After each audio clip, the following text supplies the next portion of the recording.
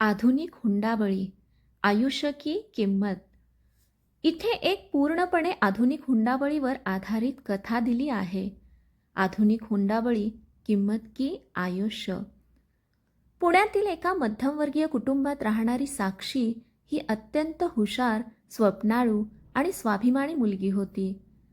IT कंपनीत नोकरी करत असताना तिने स्वतःच्या कष्टाने घर चालवायला आईवडिलांना मदत केली होती. साक्षीच्या लग्नाचा विषय निघाला आणि तिच्यासाठी रोहन नावाचा मुलगा पाहिला गेला. रोहन परदेशात नोकरी करणारा, स्मार्ट आणि सुसंस्कृत म्हणून ओळखला जाणारा होता. सुरुवातीला सगळं अगदी परफेक्ट वाटत होतं, पण एक दिवस रोहनच्या आईने फोन केला.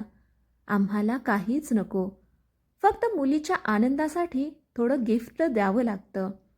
कार आणि 20 लाख रुपये काही मोठी गोष्ट नाही. साक्षीच्या वडिलांचे हात थरथरले. त्यांनी आयुष्यभराची बचत पाहिली, पण मुलीच्या आनंदासाठी त्यांनी कर्ज काढण्याचा निर्णय घेतला. साक्षीला हे कळलं तेव्हा ती हादरली. बाबा, माझ्यासाठी तुम्ही कर्ज का घेताय? मला असं लग्न नको. पण समाजाचा दबाव, नातेवाईकांचे बोल, इतका चांगला मुलगा पुन्हा मिळणार नाही. हे ऐकून शेवटी साक्षी गप्प बसली. लग्न मोठ्या थाटामाटात पार पडलं. सगळं व्यवस्थित झालं. पण ही कथा खरी तिथून सुरू झाली. साक्षीला लग्नानंतरचं वास्तव काय आहे हे लक्षात यायला वेळ लागला नाही. पहिल्याच महिन्यात रोहनचा खरा चेहरा समोर आला. तुझ्या बाबांनी वचन दिलं होतं, अजून 10 लाख रुपये बाकी आहेत. साक्षी थक्क झाली. रोहन, हे सगळं चुकीचं आहे. मी आधीच सांगितलं होतं, मला हुंडा नको. रोहन हसला, पण त्या हसण्यात प्रेम नव्हतं, होता फक्त लोभ. हळूहळू छळ सुरू झाला. रोज टोमणे, अपमान, मानसिक त्रास. रोहनची आई तर थेट म्हणाली, तुझ्या बाबांनी पैसे दिले नाहीत तर इथं तुझं काही चालणार नाही. एक दिवस साक्षीला जोरदार मारहाण झाली, कारण तिच्या वडिलांनी पैसे देण्यास नकार दिला होता. रडत रडत साक्षीने आईला फोन केला. आई, मला वाचव. त्या रात्री साक्षीने एक निर्णय घेतला, बदलाची सुरुवात करायची. दुसऱ्या दिवशी साक्षी थेट पोलीस स्टेशनला गेली. तिने हुंडाबळी आणि कौटुंबिक अत्याचाराविरुद्ध तक्रार दाखल केली. सुरुवातीला पोलिसांनीही घरगुती मामला आहे म्हणून टाळण्याचा प्रयत्न केला, पण साक्षी ठाम होती. तिने पुरावे दाखवले, कॉल रेकॉर्डिंग्ज, मेसेजेस, जखमांचे फोटो दाखवले. केस कोर्टात गेली. साक्षीने कोर्टात एकच प्रश्न विचारला, माझी किंमत 30 लाख रुपये आहे का, की माझं आयुष्य? संपूर्ण कोर्ट शांत झालं. शेवटी न्यायालयाने रोहन आणि त्याच्या कुटुंबाला दोषी ठरवलं. त्यांना शिक्षा झाली आणि साक्षीला न्याय मिळाला. साक्षीने आयुष्याची नवीन सुरुवात केली. काही महिन्यानंतर साक्षी पुन्हा उभी राहिली. तिने स्वतःसाठी आणि इतर महिलांसाठी काम सुरू केलं. ती म्हणाली, हुंडा म्हणजे फक्त पैसे नाहीत, तो एका मुलीच्या स्वाभिमानाचा खून आहे. लग्न म्हणजे व्यवहार नाही, तो 2 मनांचा सन्मान असतो. हुंडा मागणाऱ्यांना नाही म्हणा आणि आवाज उठवा. साक्षीचा बदला नाही, तर तो न्याय होता. कोर्टात केस सुरू झाल्यानंतर सगळं सोपं नव्हतं.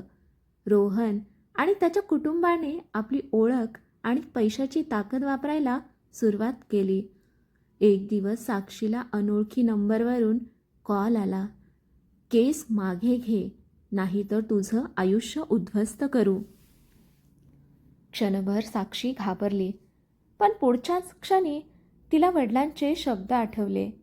सत्यासाठी उभं राहिलं तर जग जरी विरोधात उभं राहिलं तरी तू हरत नाहीस. तिने नवीन पुरावे गोळा करायचे ठरवले. साक्षीने हार मानली नाही.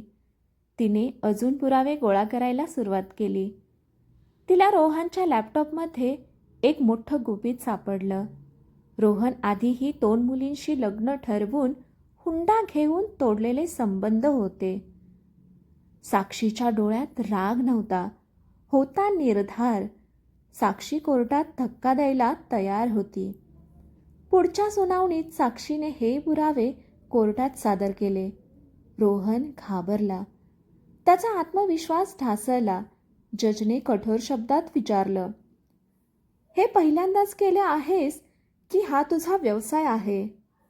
कोर्टात कुजबूज सुरू झाली. अचानक कोर्टात एक मुलगी आली. ती म्हणाली, माझे नाव नेहा आहे आणि मी ही याची शिकार आहे. सगळे थक्क झाले.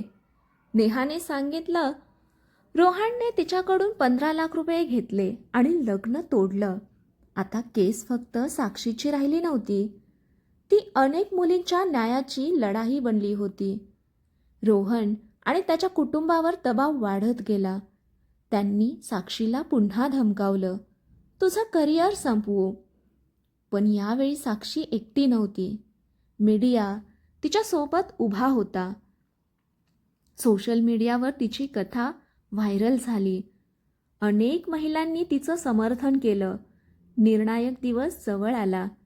शेवटच्या दिवशी कोर्टात तणाव होता. जजने निकाल दिला. रोहन आणि त्याच्या कुटुंबाला कडक शिक्षा आणि सर्व पीडित मुलींना आर्थिक भरपाई आणि हुंडा प्रकरणात विशेष कारवाईचा आदेश. या प्रकरणानंतर साक्षीला एक नवीन ओळख मिळाली. काही महिन्यांनी साक्षी आता एक फक्त मुलगी नव्हती, ती झाली होती महिलांसाठी आवाज उठवणारी एक लढवय्या. तिने एक NGO सुरू केलं, स्वाभिमान, जिथे अशा मुलींना मदत करू लागली. जिथे अन्याय होतो तिथे शांत राहणं ही गुन्हा असतो. हुंडा घेणाऱ्यांना नाही, न्यायासाठी हो म्हणा. रोहन आणि त्याच्या कुटुंबाला शिक्षा झाल्यानंतर सगळ्यांना वाटलं कथा संपली. पण खरी कथा आता सुरू होत होती. एका दिवशी साक्षीच्या NGO स्वाभिमानच्या ऑफिसमध्ये एक पत्र आलं. पाठवणारा होता रोहन. साक्षी थोडी थांबली, पण तिने पत्र उघडलं. पत्रात लिहिलं होतं, साक्षी, तू जिंकलीस, पण ही गोष्ट इथे संपत नाही. तुला वाटतं मी एकटाच होतो? यामागे अजून मोठं जाळं आहे. साक्षीच्या अंगावर काटा आला. आता गुप्त जाळ्याचा उलगडा करायचा होता. साक्षीने तपास सुरू केला. तिला कळलं, काही लोक श्रीमंत मुलं दाखवून लग्न ठरवतात, हुंडा घेतात आणि मग नातं तोडतात किंवा मुलींना त्रास देतात. हा एक संपूर्ण रॅकेट होता आणि रोहन फक्त एक प्यादा होता. तपास करताना साक्षीला एक नाव सापडलं, विक्रम देशमुख. एक मोठा बिझनेसमन, समाजात प्रतिष्ठित, पण मागे काळा व्यवसाय. साक्षी थक्क झाली, कारण विक्रम म्हणजे रोहनचा मामा. धोका वाढतो. साक्षीने हा विषय उचलताच तिच्यावर नजर ठेवली जाऊ लागली. तिच्या NGOवर हल्ला झाला. तिच्या टीमला धमक्या येऊ लागल्या. एक रात्री कुणीतरी साक्षीचा पाठलाग करत होतं. साक्षी धावत होती. फोनवर पोलिसांना कॉल करत होती. तेवढ्यात एक गाडी तिच्या समोर थांबली.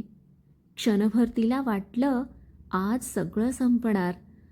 पण गाडीतून उतरली नेहा, तीच मुलगी जी कोर्टात साक्षीला मदत केली होती. तू एकटी नाहीस, नेहा म्हणाली. आपल्याला प्लॅन ऑफ ॲक्शन करावा लागेल. साक्षी आणि नेहाने मिळून एक प्लॅन केला. विक्रमच्या रॅकेटचे स्टिंग ऑपरेशन, गुप्त कॅमेरे, ऑडिओ रेकॉर्डिंग वगैरे वगैरे. काही दिवसांनी त्यांनी विक्रमला रंगेहात पकडलं. मीडिया, पोलीस आणि कोर्ट सगळं एकत्र आलं. विक्रमचा खोटा चेहरा सगळ्यांसमोर आला. कोर्टात साक्षीने ठाम आवाजात सांगितलं, ही फक्त एक केस नाही, हा हजारो मुलींच्या आयुष्याचा प्रश्न आहे. विक्रम आणि त्याच्या रॅकेटला शिक्षा झाली. साक्षी आता फक्त NGO चालवत नव्हती, ती बनली होती देशभरातल्या महिलांसाठी एक आशेचा किरण. नेहा तिची पार्टनर झाली. दोघींनी मिळून एक मिशन सुरू केलं, हुंडामुक्त भारत. ती आधी फक्त एक साधी, सरळ, सर्वसाधारण मुलगी होती, पण आता ती एक चळवळ बनली आहे. हुंडा संपवायचा असेल तर आवाज उठवावा लागेल. हुंडामुक्त भारत मोहीम जोरात सुरू होती. साक्षी आणि नेहा आता देशभर प्रसिद्ध झाल्या होत्या. पण एक दिवस त्यांच्या NGOला एक ईमेल आला. तो म्हणजे परदेशातून आलेला धक्का होता. ईमेल पाठवणारी होती रिया. ती सध्या दुबईमध्ये राहत होती. तिने लिहिलं, मी भारतीय आहे. माझं लग्न इथे एका श्रीमंत मुलाशी झालं. लग्नानंतर माझ्याकडून करोडोंचा हुंडा मागितला. आता मला कैद करून ठेवलं आहे. कृपया मला वाचवा. साक्षी आणि नेहा स्तब्ध झाल्या. त्यांचे दुबई मिशन सुरू झाले. साक्षीने निर्णय घेतला, ही लढाई आता फक्त भारतापुरती नाही. त्या दोघी युनायटेड अरब एमिरेट्समध्ये पोहोचल्या. त्यांनी तिथे गुप्त प्रवास सुरू केला. तेव्हा दुबईत त्यांना कळलं, श्रीमंत NRI मुलांद्वारे लग्न. भारतातून मुली आणल्या जातात, त्यांच्याकडून प्रचंड हुंडा उकळला जातो आणि नंतर त्यांना बंदिस्त ठेवलं जातं. हा रॅकेट आंतरराष्ट्रीय होता. तपास करताना साक्षीला धक्का बसला. या रॅकेटचा मास्टरमाइंड कोण होता? विक्रम देशमुखचा भाऊ राघव देशमुख. तो दुबईत बसून सगळं ऑपरेट करत होता. तपासादरम्यान काही धोकादायक परिस्थिती समोर आली. साक्षी आणि नेहा रियाला शोधायला निघाल्या, पण त्यांच्यावर लक्ष ठेवलं जात होतं. एका रात्री त्यांना एका वेअरहाऊसमध्ये पकडलं गेलं. राघव त्यांच्या समोर उभा होता. तुम्ही भारतात जिंकलात, पण इथे माझा नियम चालतो. साक्षी आणि नेहा कैद झाल्या. रिया ही तिथेच होती. ती रडत म्हणाली, तुम्ही इथे का आलात? तुम्ही आता अडकणार. पण साक्षी शांत होती. आम्ही हार मानायला नाही आलो, लढायला आलो आहोत. नेहाने गुपचूप फोन लपवून ठेवला होता. तिने भारतीय दूतावासाला मेसेज पाठवला. काही तासात पोलीस, दूतावास, अधिकारी आणि मीडिया सगळे तिथे पोहोचले. राघव पळण्याचा प्रयत्न करत होता, पण साक्षीने त्याचा सामना केला. तुमच्यासाठी मुली म्हणजे फक्त पैसे आहेत, पण आज तुमचा खेळ संपला. राघवला अटक झाली. रिया आणि इतर मुलींची सुटका झाली. संपूर्ण रॅकेट उद्ध्वस्त झालं. साक्षी आणि नेहा भारतात परतल्या, पण यावेळी त्यांची कथा आंतरराष्ट्रीय स्तरावर पोहोचली. अनेक देशांनी हुंडाविरोधी कायदे कडक केले. अन्याय कुठेही असो, लढणारे थांबत नाहीत. ती फक्त देशासाठी नाही, आता जगासाठी लढते. ही कथा आपल्याला आवडली असेल तर कथेला लाईक करा, शेअर करा आणि आपल्या चॅनेलला सबस्क्राईब करा. कथा वाचल्याबद्दल आणि ऐकल्याबद्दल धन्यवाद.